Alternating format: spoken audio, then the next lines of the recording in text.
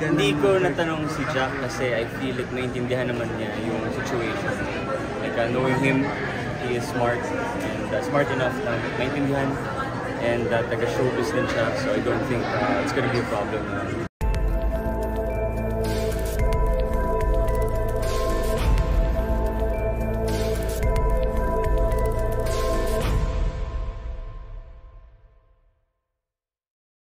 Maraming beses na kayo nagkatrabaho ni Barbie. How do you compare yung pagkikipagtrabaho mo sa kanya dito ngayon?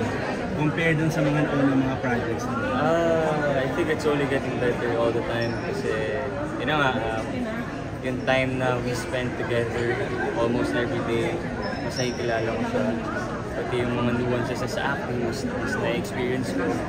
And such a joy to work with Barbie, of course, kasi napagaling niya eh. Like yung love niya for acting is contagious. And dati ay madalas akong maliit, ngayon hindi na.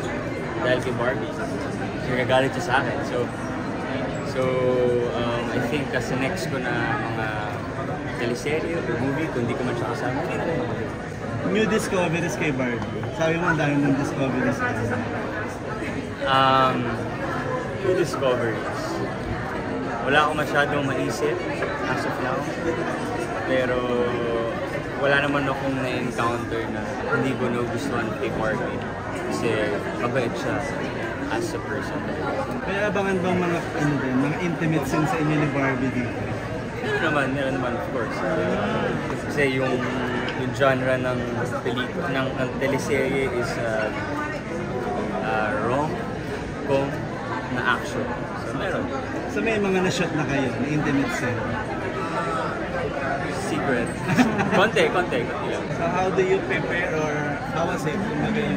Yung experience na yun so far? May kailangan pa rin ba after all yung nakasama? Wala naman syempre, as time goes by, mas rin komportable kami sa isa't isa. And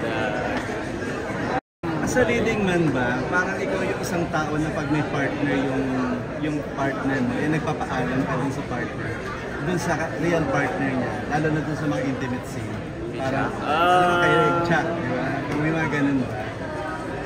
Parang nagbibigay ka Hindi ko natanong si Jack kasi I feel like maintindihan naman niya yung situation.